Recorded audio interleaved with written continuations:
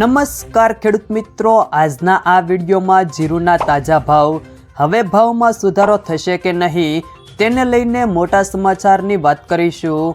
વિડીયોમાં આગળ વધતા પહેલાં જો તમે અમારી ચેનલમાં નવા છો તો ચેનલને સબસ્ક્રાઈબ જરૂર કરજો, જેથી અમારા આવનારા તમામ વિડીયોની માહિતી તમારા સુધી મળતી રહે। તો ચાલો શરૂ કરીએ આજનો આ વિડીયો।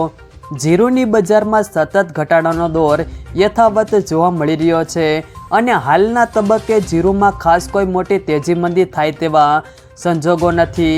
જીરુની બજારમાં આગળ ઉપર હવે વેપાર કેવા રહે છે તેના ઉપર આગળની બજારનો આધાર રહેલો છે। જીરુની બજારમાં ટૂંકા ગાળા માટે ભાવમાં ઘટાડાનો ટોન બન્યો છે। જીરુ વાયદામાં આજે પણ ઘટાડાનો દોર હતો। જીરુ બેન્ચમાર્ક વાયદો ₹65 ઘટીને ₹19,920ની સપાટી પર બંધ રહ્યો હતો। જીરુના વેપારીઓ કહે છે કે વર્તમાન સંજોગોમાં નિકાસ વેપાર અને લોકલ ઘરાકી ઉપર જ બજાર ચાલશે। હાલ લોકલ ઘરાકી થોડી સારી છે, પરંતુ નિકાસ વેપારમાં ખાસ કોઈ મોટી દમ નથી। ચાઇનાના નવા ક્રોપને લઈને બજારમાં તરહેના અંદાજ આવી રહ્યા છે અને ખાસ કોઈ નક્કર વાત હજી આવતી નથી।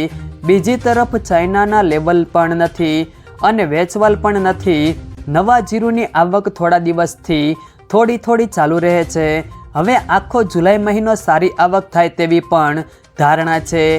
ત્યારબાદ આજના જીરુના ભાવની વાત કરીએ તો વિરમગામ 3,745થી 3,745, સાવરકુંડલા 3,200થી 3,790, પાટડી 3,540થી 3,670, મોરબી 3,300થી 3,770, જામજોધપુર 3,301થી 3,901, જસદણ 3,000થી 3,750, સમી 3,300થી 3,700, મેંદરડા 3,975થી 3,975, રાપર 3,501થી 3,671, ભચાઉ 3,700થી 3,750, અમરેલી 3,370થી 3,720, હારીજ 3,450થી 3,712, ધાનેરા 3,271થી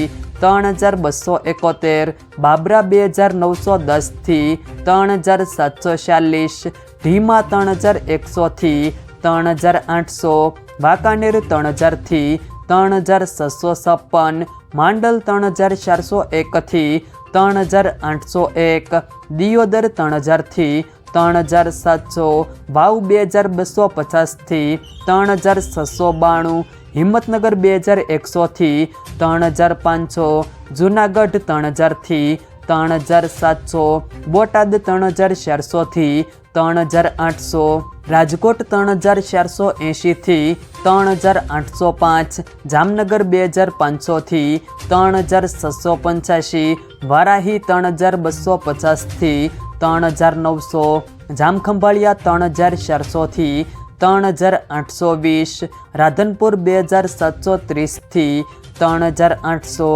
પીલુડા 3,300થી 3,843, અંજાર 3,650થી 3,770, હળવદ 3,000થી 3,790, થરાદ 2,600થી 3,216, ધાંગધ્રા 3,020થી 3,810, ઊંઝા 3,000થી 4,200, ગોંડલ 2,000થી 3,901, નેનાવા 3,211થી 3,830। તો મિત્રો, વિડીયો પસંદ આવ્યો હોય તો વિડીયોને લાઈક કરો, તમારા મિત્રો સાથે શેર કરો અને જો તમે અમારી ચેનલમાં નવા છો તો ચેનલને સબસ્ક્રાઈબ જરૂર કરજો, જેથી અમારા આવનારા તમામ વિડીયોની માહિતી તમારા સુધી મળતી રહે।